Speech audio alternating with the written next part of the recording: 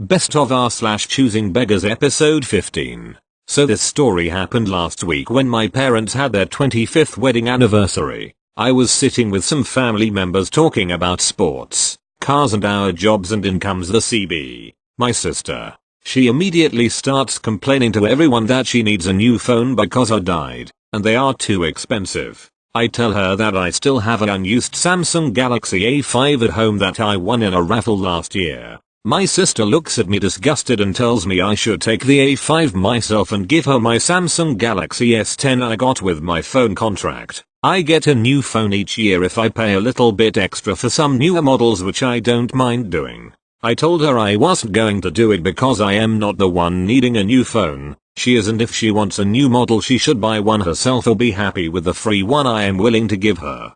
She walks away in a fit and starts complaining to my parents. For your information, my dad always takes her side, no matter what the problem is. My dad tried to convince her to just accept the A5 and he will buy her a S10 when he has some money. My mom is partially handicapped after a brain aneurysm, and my dad takes care of her full time, so they have to make do with a little money each month. I got mad and told my sister to get a proper job for 30+ hours in the week instead of the one she has now for 8 hours a week. And I even offered her a job at my place and she just started yelling and walked away. Haven't spoken to her since. Neither have my parents, and apparently it's my fault. TL. Dr. Sister's phone died. What's the new one? I still have an unused A5 lying around. She wants my S10 instead. I tell her no. She starts complaining to my parents. I still tell her no. She leaves and haven't heard from her since.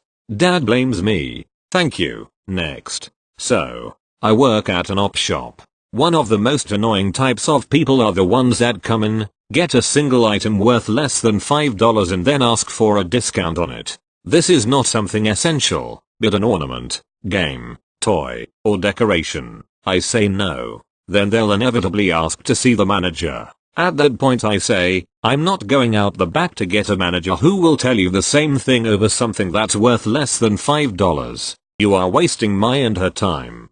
Prices are as marked. If you don't want to pay that price, feel free to shop elsewhere. Then when they want to complain I say, here is a card with the corporate number on it. Feel free to give them a call and whine about the price of this item that costs less than $5. If you have nothing better to do with your time. The worst bit is that they then actually do complain. Fortunately, my manager is in my corner and has told me that I've saved her any amount of time dealing with this crap.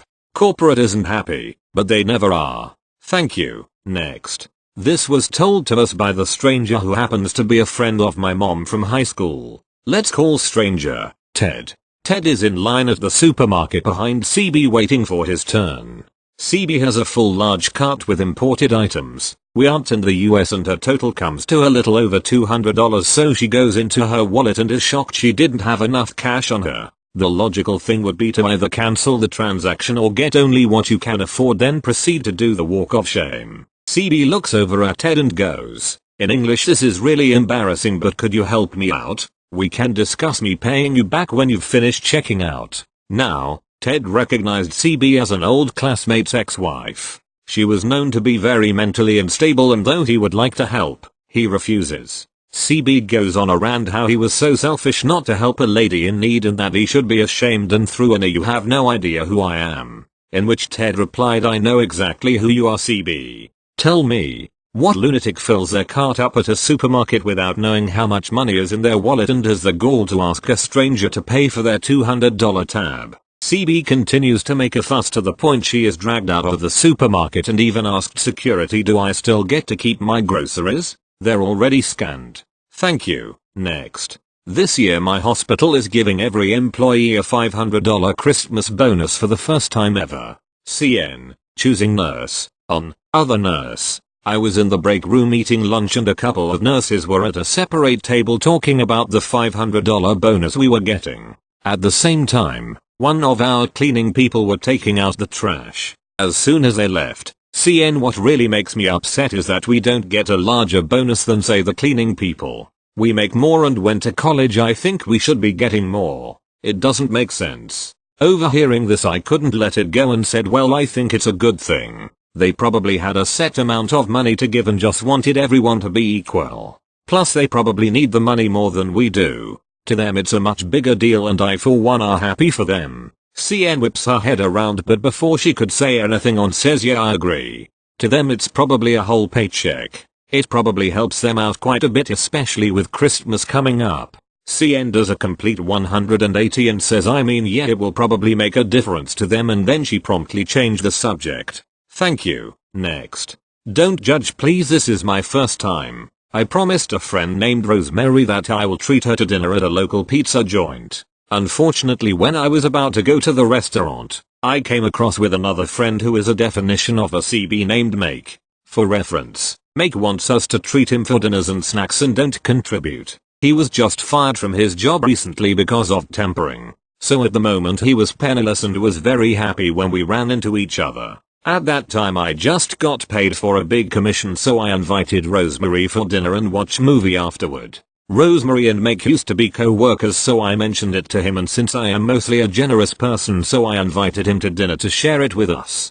He said he's on an errand and that will come back after he finished. So I went to the restaurant and order. Rosemary was running late but will arrive at the time our food will be served. I did not inform her that Mick will be there because I thought it was fine and the food was just going to be plentiful for the three of us. When the food arrived, so did Rosemary and Mick. Mick said that the food was lacking and ordered additional food. It was okay on my part because maybe he needs more. After we tell him that we are going to watch a movie after dinner, he told us that he can't come which was okay because he was not really included in the plan anyway. So after dinner, we were heading out. Make asked if his share in the movies can be converted to cash. By this time I am getting angry. No thank you and want cash. He jokingly said that he needs the cash since I'm treating Rosemary and it was his share. I just shut up and say nothing anymore because I might not control myself and say something mean to him. Then Rosemary said that it's late and we need to go. Nick said maybe another time then and went away with not so much of a thank you.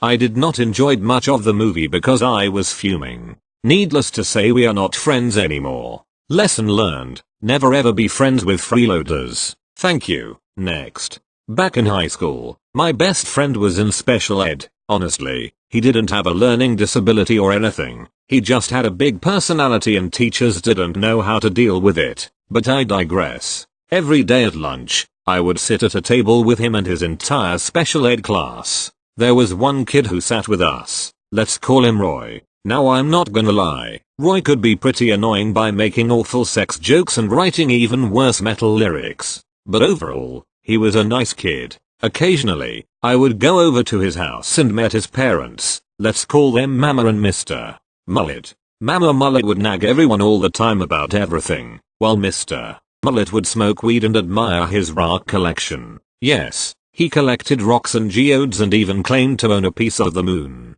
Okay, enough context. After I graduated, I took my first trip abroad to China. I've always been interested in that region and was super excited to learn more about the history and to climb the Great Wall. Roy and his parents knew this, and for months, they would pester me about bringing them back a piece of this architectural wonder. In every conversation, they would beg me and tell me how happy they would be if they could add it to their collection.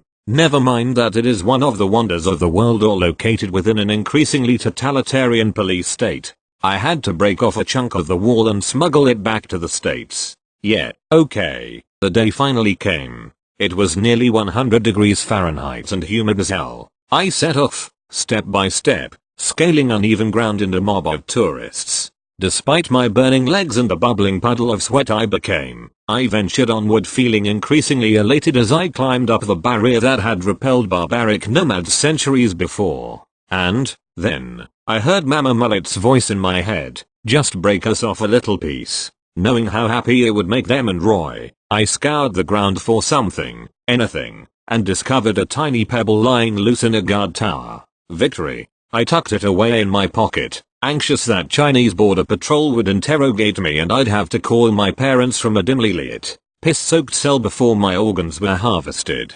Luckily, my worst fears were never realized. I flew back home and proudly presented the mighty morsel to Mama and Mr. Mullet. I basked in the glory of the anticipated happiness. But no, they were disappointed and pissed. We wanted a big chunk of the Great Wall. This is a tiny pebble. It could be from anywhere. How do I know you're not lying? Why couldn't you bring us back something bigger? After we waited all this time, this is all you brought back? How could you be so stupid? Needless to say, I left with my own damn pebble and happily never spoken to any of them again. Thank you. Next. So my mom's job gives her a phone for free to use for work purposes, and recently, she's got a new one from her job so she could afford to give away or sell her existing one, which was an iPhone 6. My uncle, who knew this, asked her if she had a phone to give away to him since he needed a new phone and couldn't afford one. My mom offered to give him the iPhone 6, and I kid you not, he actually turns his nose up at it and goes like, only an iPhone 6? I wanted an iPhone 10. I don't want it anymore. Right, single quotation mark. Like, okay, sure. We can't even afford an iPhone 10 on our own and you expect an iPhone 10 from us. In your dreams, maybe.